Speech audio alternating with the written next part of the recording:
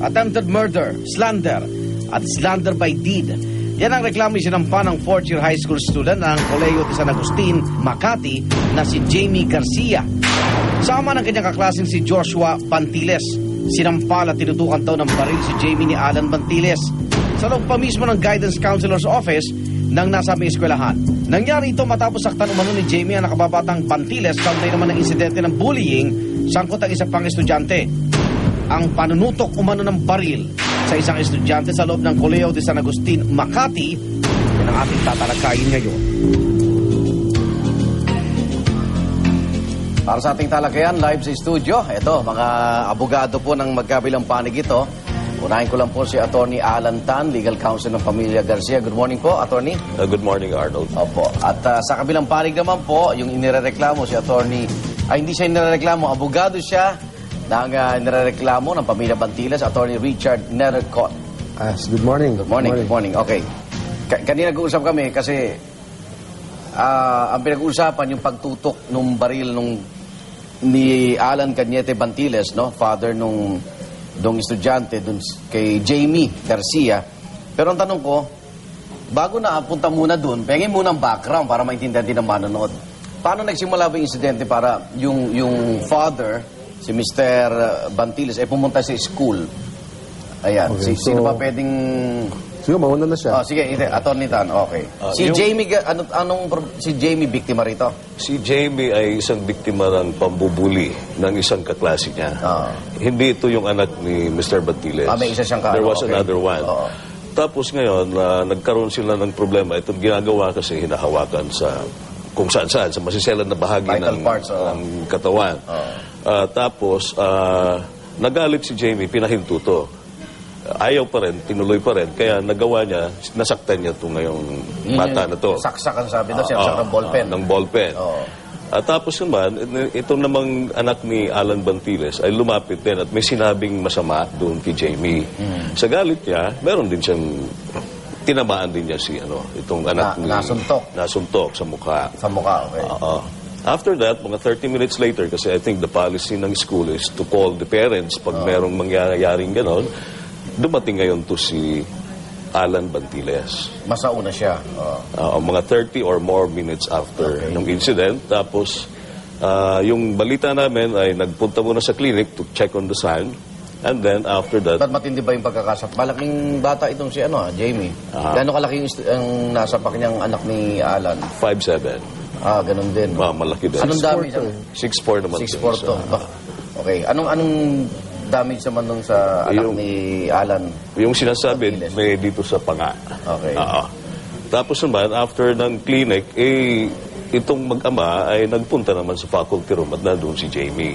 Nang ngayon, doon ang nangyari na panunutok. Paano saan tinutukan? Sa noo. Ang kwento ni Jamie sa noo? Gano'ng kalapit naman? Kasi nakaupo siya doon sa faculty room waiting for a guidance counselor. Tapos ngayon, gano'ng kalapit, sabi sa akin ni Jamie, it's 5 to 6 inches away. So, mga isang... Okay. Tapos, ang nangyari naman, si Mr. Ignacio, isang teacher na nandun sa faculty, siya yung umawat. Kaya hindi natuloy kung ano man. Okay. Yung version naman po nung kabilang panig, meron ho bang panunutok ng baril, Attorney Nercott, si Mr. Bantiles dito kay Jamie? Okay, Igan, kami dinideny namin yan. Na may dala siyang baril? Na may dala siyang baril at nanutok siya ng baril. Kaya lang, dahil nga nagsampa sila ng habla kahapon, ipagpaumanhin mo na yung detalye, hindi na muna namin i-discuss ngayon.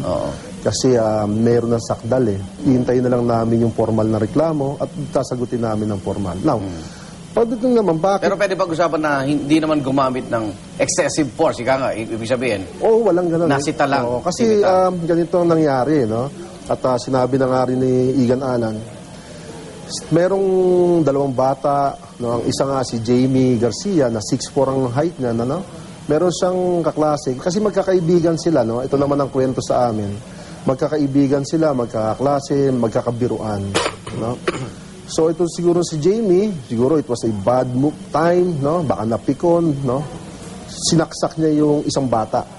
Inawat niya yun nung aking kliyenteng bata, yung minor, Kasi ang upuan nata magkakatabi. And the class was already starting, Nagkaklase na So, inawat niya. And then itong si Jaime, o Jamie, siguro mainit ang ulo, galit, whatever, no? Sinapak niya itong yung nakababatang Bantiles. Sinapak niya sa panga, nasaktan, ano? Pagkatapos no, naawat, pinadala sila sa clinic. After that, yung insidente na dumating ang tatay, no? Siyempre galit ama ito no? Ang tawag kasi ng anak, may sinaksak sa eskwelahan, may classmate o stab, na mas punch. So ang dating niyan sa magulang, maski sino magulang, alarming yan no? So hindi naman namin dinideny na si Alan Bantiles nagpunta ng eskwelahan. Pero nanutok ba siya ng barel? No, hindi na ginawa yan. Ano? Maaaring napagsabihan niya yung bata, which is normal, galit Sinapak mo yung anak no? Ito ang reaksyon ng isang siguro maski sinong ama na concerned sa anak. No? Kaya nga sila Garcia, ang mga Garcia, galit din. Ano? So, kaninong version yung may baril? Kwento ni Jamie yun? O may iba pa kayong witness dun sa loob ng guidance council? Meron pa po kaming ibang witness. In fact, meron kaming incident report ng security na merong isang teacher na nag-report sa security tungkol sa panunutok. And of course, na dun si Paano Mr. nakapasok naman yung baril dun sa... Yan po ang tanong. Didemanda nyo rin ba yung eskwelahan for negligence? Sa ngayon po, options are still open kasi hindi pa po kami nag-decide. But definitely, we will write to the school about the incident. May kontrademanda po ba yung inyong kliyente naman? Well, hindi natin matatawag na kontra-demanda, no? Kasi nag-iisip ang pamilya, no? Although mahirap sa kanila yung desisyon dahil nga yung anak nilang involved dito ay minor de edad, na magsampa ng demanda laban kay Mr. Garcia, no? Dahil si Mr. Garcia nga, for one, hindi na siya minor 18 years old yan nakaklase nila, at siya yung nanakit sa isang minor de edad. No? Hindi naman natin matatawag kontra-demanda to kasi ang dinimanda nila is the tatay, no? The father. Kami kung magdidemanda pero yung mga demanda, murder, attempted murder, di ba? Ayun na nga, nagtataka rin kami, no? Kaya nga, hindi ko masagot yung detalye ng kaso kasi paano napuntang attempted murder ito kung sakali man? Yung sa amin po dyan, meron siyang dinalang baril sa school. This more than 30 minutes had passed magmula nung insidente ng mga bata. Nagdala siya ng baril sa school, nandun sa isang bag, nandun sa driver niya, tapos kinuha niya ito at itinutok niya. Tapos sabi na, I can shoot you now. Nakatutok 5-6 inches away from the head. Anong epekto sa bata? Nako, trauma po siya. According to him, hanggang ngayon, hindi pa rin niya lubos maisip kung ano nangyari sa kanya. Attorney, nadagkot yung eskwelahan ba, pananagutin nyo rin dito? Or doon medyo nagkakaisa ba kayo? Actually, yun nga ang magulo kasi dito, Igan. Naguguluhan pa kami sa ngayon. Kasi sinasabi na kapag pasok ng baril. Ang unang tanong dyan paano kung totoong may baril, paano na ipasok ang baril? Kaya nga kami, dahil hindi pa kami nabibigyan ng formal na kopya ng demanda, pati ang eskwela hindi pa kami nabibigyan ng report, hindi namin makita kung paano namin pa ito ilalatag, no? Kaya kami, hindi muna kami pero nagkukomento sa... Pero malabo ba yung out-of-court settlement dito? Kami, kahapon nga sinabi ko... Hindi rin kasi remorseful yung... Ay, hindi naman nila nakikita. Alam mo, wala naman tao na gustong magka-problema At ito, hindi naman itong si Mr. Bantiles, hindi naman ito yung walang yung taong lalabas ng bahay, maghahanap ng... Siguro pakupain nyo muna yung emotion and tension. Lumamig lang ang ang mga ulo, no? I think naman with the Attorney Tan, no? Pero August 30, kayo na nagsabi sa akin, August 30 pa nangyari to. August 30. So hanggang ngayon, hindi pa malamig ang ulo. Yun na nga kami isa pa sa mga question sa isip namin. Kasi August 30 to nangyari. Bakit Tapos lumabas ito sa unang napag-usapan sa Trimedia, I think last week only. So kami nagtataka, bakit? Hindi agad. Bakit kung talaga magdidemanda? Bakit hindi idinimanda? Ang nangyari po kasi, yung eskwela ay hindi nakikipag-cooperate sa parents. Nag-report kami sa police at sa barangay September 4. So, 4 days after the incident. Pagkatapos nun, wala nang nangyayari. Okay. So, we had to move.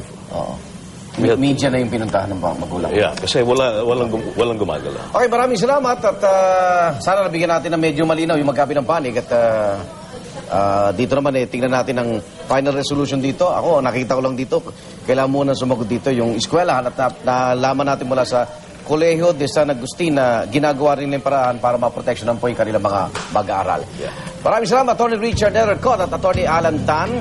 Manatili pong bukas ang GMA at hinintay pa rin natin itong mga developments mula sa Colegio de San Agustin kung saan nangyari umano'y pambubuli at ang akusasyon ng panunutok ng baril. Yan po ating naging talakayan, magbabalik po ang unang hearing.